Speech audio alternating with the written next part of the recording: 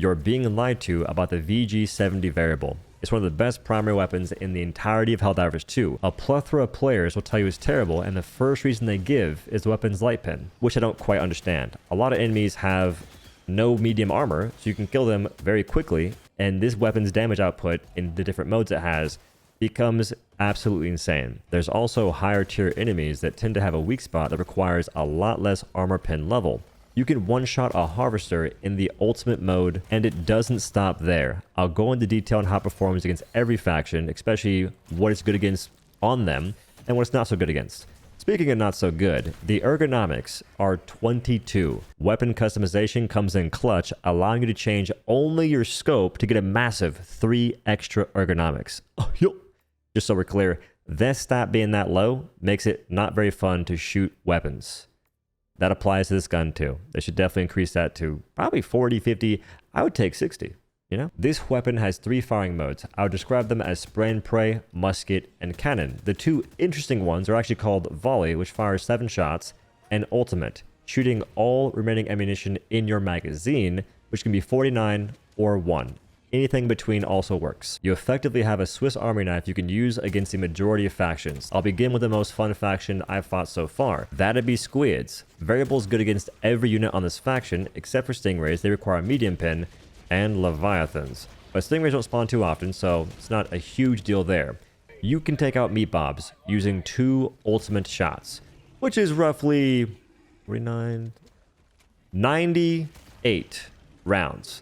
Haven't done math in a while, that's kind of sad. Taking into account how many meat bobs spawn, that's not very impressive.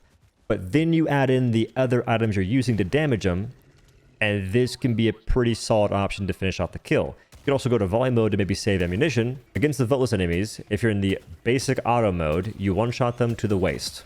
Jondals, as we call it. If they're close enough though, there is some ridiculous drag on the shots, so if they're too far away, it'd be 2 shots, and by too far, it's probably around 20 meters. If you break the chest plate on overseers or their jondal plate, you can use the volley mode and one-shot them. When flying overseers are turned away from you, just hit the jetpack. If they're looking at you, you can still do it, but it's a lot harder of a shot to hit. La pièce de résistance. Harvesters. One shot to their blue eye in ultimate mode and they go down. There are few things that bring me more joy than this, especially from a primary weapon standpoint. If you want to try this, definitely wear peak physique. It gives you an extra 30 ergonomics, and in the current state, you're gonna want that. It was rough using the grenade armor and having to fight the game to land the shot. Still fun when it actually landed though. There's a steep drop off in viability against the bugs, but the places where it's pretty good, I think folks may appreciate. On Stalkers, it's a one shot to the face in volley mode, which is hard to hit, I'll be honest with that. So if you don't go for the headshot and you hit body shots instead, you'll put them down in 3 volleys. 4 if you miss and hit them in the wing once. So that's my worst case scenario. Divers have a strange fascination with the wagon on a charger. You can sometimes one shot this in ultimate mode, other times you don't, but it's cool that it's a possibility. Maybe it's the charger behemoth you can't. Any charges exposing their unsolicited chicken wings will get one-tapped. So if you shoot their leg armor off with the Epoch, for instance, if you can land the shot, you'll have to be in ultimate mode, so laying down is advised, and the charger will be galloping towards you. If nothing else impressed you, the speed at which you can dispatch impalers should. It's a one-tap using ultimate mode from a very large distance. And if you play against impalers, you have to understand the longer they're alive, the greater chance that you won't be.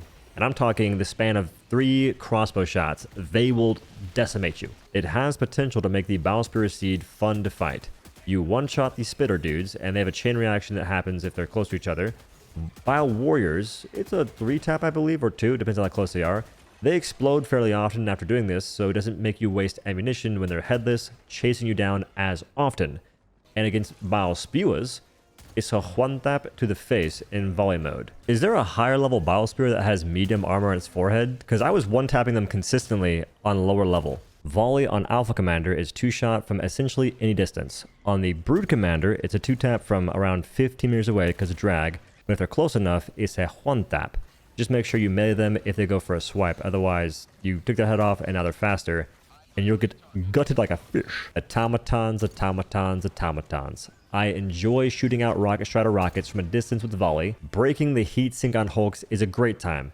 They just have to not see you. You have to stun them, or warp behind them and hope your sensitivity is high enough that you can turn and quickly shoot them in the heatsink. The latter is way tougher. Billy Bob with a Blicky, Berserkers, Devastators, and Scout Striders are not fun to kill. You can one-shot Berserkers and everything but Shield and Devastators if you go for their red middle area, which will likely save you more time and bullets than going for headshots. It's a more stable and easier to hit area. But the reason why in general it's not fun to face these mobs is the bewildering ergonomics. It'll cost you more time and bullets trying to kill them the way I can using a diligence and amendment. Name me a primary that gives you movement like this. Go in ultimate mode, jump pack, turn around, boost.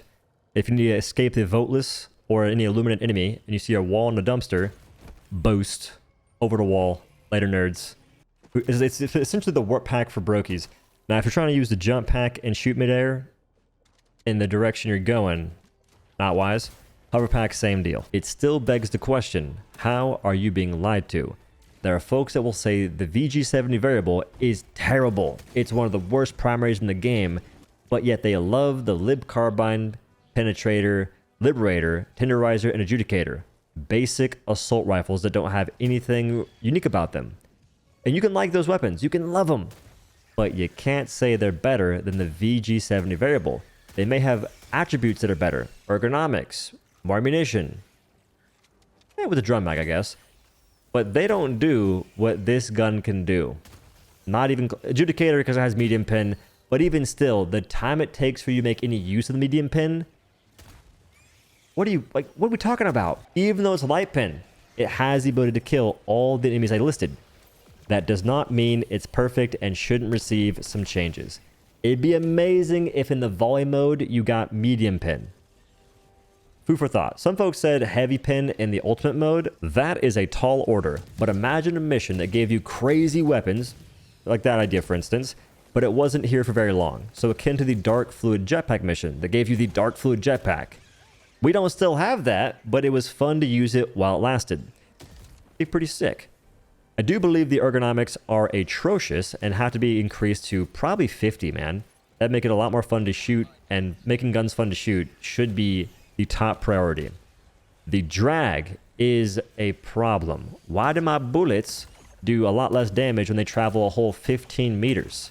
Is this thing like black powder loaded? Am I just not seeing that happen? Am I gonna drop the gun, pour the powder in, freaking get crazy with it? If nothing else, I'm hoping a few people can have as much fun with the gun as I am, because I'm bummed that people are just not enjoying the new Warbond.